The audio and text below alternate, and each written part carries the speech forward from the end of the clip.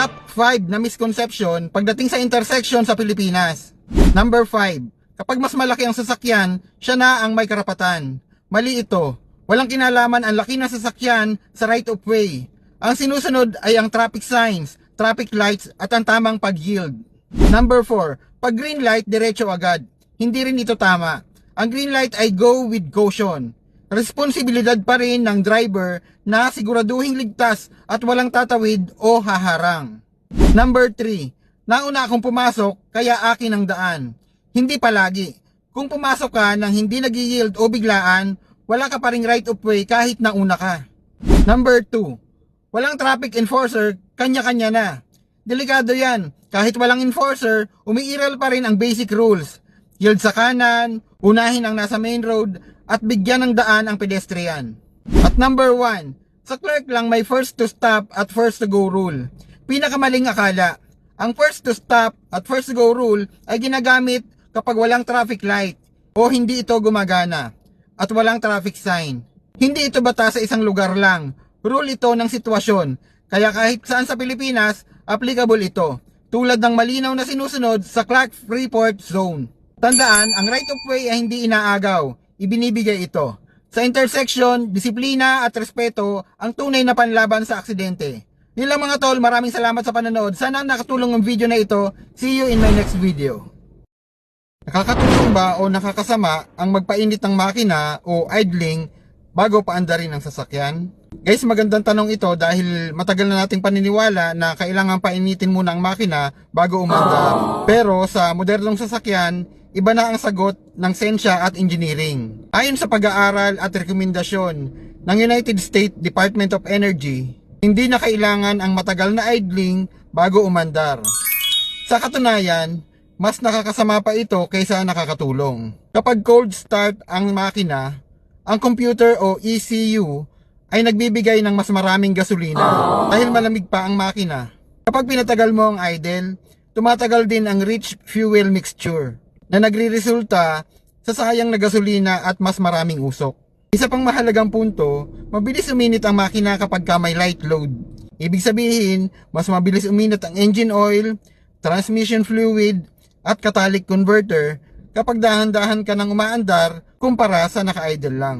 Ayon din sa DOE, ang idling ay maaaring kumonsumo ng 0.2 hanggang 0.5 galon ng gasolina kada oras na walang napupuntahang distansya. Sayang ang gasolina, dagdag polusyon pa.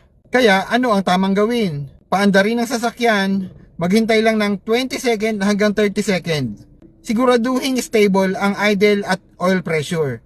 At pagkatapos ay umandar ng banayad. Pwede rin nating antayin na mawala na lang yung blue light indicator. Iwasan muna ang high RPM at biglang hataw hanggang uminit ang makina. Ang gentle driving agad ang mas ligtas sa makina. Matipid ang gasolina at mas kaunti ang polusyon. Yun lang mga tol, maraming salamat sa panonood. Sana nakatulong yung video na ito. See you in my next video. Katanungan mula sa isa nating follower. Sabi niya, masama daw ba matulog sa kotse kapag buhay ang aircon at makina? Ang sagot po dyan ay depende sa sitwasyon. Pero malinaw na may seryosong panganib. Kapag ang sasakyan ay nasa kulob na lugar, tulad ng garahe o basement, delikado ang pagtulog kahit bukas ang aircon. Dahil habang naka-idle, ang makina ay naglalabas ng carbon monoxide. Isa itong gas na walang amoy at walang kulay. Pero nakamamatay. Ang carbon monoxide ay tinatawag na silent killer. Kapag ito ay nalanghap mo, papalitan nito ang oxygen sa dugo. Ibig sabihin, kahit humihinga ka, hindi sapat na oxygen ang umaabot dun sa utak at puso. Mas delikado ito kapag ikaw ay natutulog. Habang tulog ka, hindi mo napapansin yung sintomas tulad ng hilo at sobrang antok at pagkawala ng malay. Sa pinakamasamang sitwasyon, pwede itong humantong sa kamatayan nang hindi nagigising. Kahit nasa open parking, hindi pa rin zero risk. Kapag mahina ang hangin, may bara o sira ang tambutso o bumabalik ang usok papasok doon sa cabin, pwede pa rin maipon ang carbon monoxide sa loob ng sasakyan. Ngayon linawin natin, hindi totoo na automatic na nakamamatay ito kapag natulog ka sa kotse na may aircon at buhay ang makina.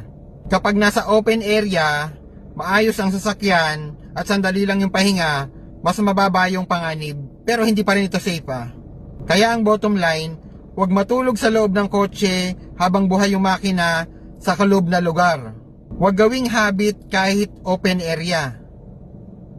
At kung kailangan talagang magpahinga, maaaring patayin yung makina at siguraduhin may sapat na ventilation. Siguro pwede tayong magbukas ng bintana. Pero delikado rin yan. Lalo na dito sa atin sa Pilipinas, alam naman natin na medyo maraming kawatan. So ang tatandaan natin, hindi lahat ng panganib ay maingay. Gaya ng carbon monoxide, tahimik yan pero nakamamatay. Ayun lang mga tol, maraming salamat sa panunod sa video na ito. Sana nasagot natin yung tanong at see you in my next video.